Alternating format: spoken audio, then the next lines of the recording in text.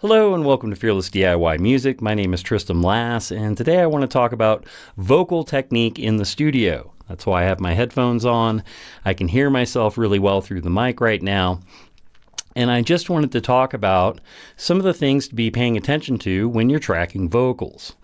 I've been doing a lot of vocals lately, and I'm always reminded it's not as easy as just, using a lot of compression, using, a really, hot, mic pre and things like that. You actually have to interact with the microphone in a meaningful way.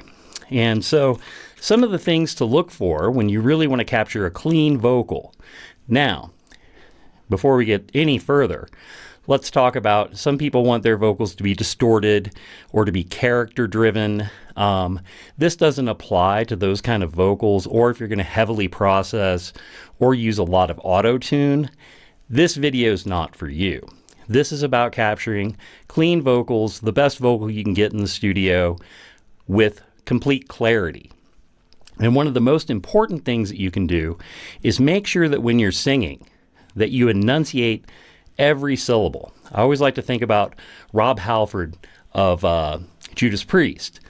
During Prime Priest, you could hear every single syllable perfectly, breaking the law, and that kind of thing. To me, he's kind of the king of enunciation. If you enunciate very clearly, it will make your vocal really shine.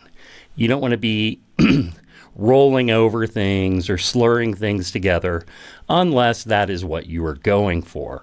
You want to make sure that every word has clarity and every syllable really pops. And speaking of pops, you've got to have a pop filter. You want to always use one. Sometimes microphones come with like a little foam thing that you put over them. That's more for windscreen kind of protection. You want to have a proper pop filter so that your P's aren't popping too much. All right. Another important thing to remember is breath control. If you find that you're running out of breath halfway through a line, go back, re-examine how you're singing it, check out your syllables, check out your phrasing, and see if you can, sneak that breath in where you need it so that you don't run out by the end of a phrase, especially if you're really going to carry a note at the end. You'll make sure you have plenty of breath. All right, now, this is an interesting one. Every time you watch, like classic videos or singers today, any pro singer, you notice there's a lot of head movement as things are going on. That's there for a reason. It's your own compressor. Moving away when you're really going to belt, getting in close when you're going to get a little bit quieter, things like that. Very important to be aware of. I always go back after I do a take and I check and see if I'm hitting the red line anywhere. I have a very barky voice when I sing, and what I find is that sometimes I have to recalibrate my head position in the moment for certain phrases, certain things that I'm going to emphasize just naturally, and I move my head back a little bit to make sure that I'm not going to spike those red levels. All right. Another thing to be conscious of is sibilants, hard S's. I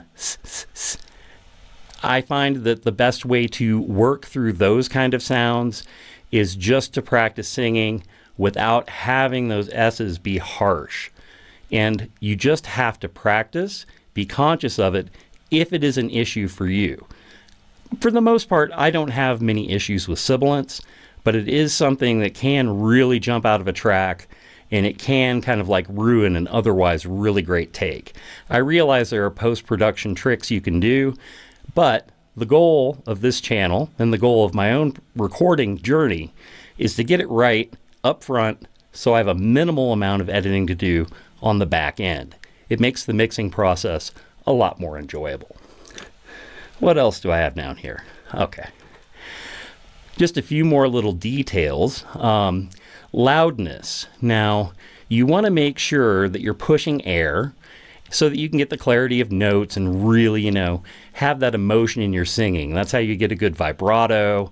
That's how you get, good phrasing, and you can really ride one letter of a word or one particular part of a word, and you can really ride it by pushing that air. But you have to be careful. You don't want to be in that red line.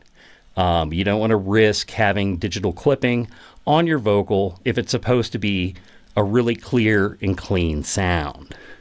So the reason why I made this video is just to remind people, just the simple things of moving your head around, really making sure that your levels are set properly. Don't get your mic preamp too hot. Also, don't kill the dynamics of your vocal by over compressing them. That is one of the biggest mistakes I think that happens in production work these days. Everybody relies upon heavy compression to make sure that everything, stays within the proper range and you're not getting any clipping, but it also kills the dynamics. So to keep your dynamics alive and breathing, you do have to move your head. You do have to learn techniques like I've described, in this video, and just practice. If you're finding you're not getting the right take, or you find that you're not getting the right result, practice a little bit more, experiment more with your levels, change out your microphone if you have that option, and you'll get a good, satisfying result. All right. Well, if you've watched the video to this point, I would really appreciate a like and a subscribe. Share it to others. And please, in the comments, anything that I left out that you think is critical to good vocal technique. Nothing beats practice. Nothing beats doing test takes, too. Do as many as you need before you accept that final take. All right. You take care, hit subscribe, and we'll see you next time.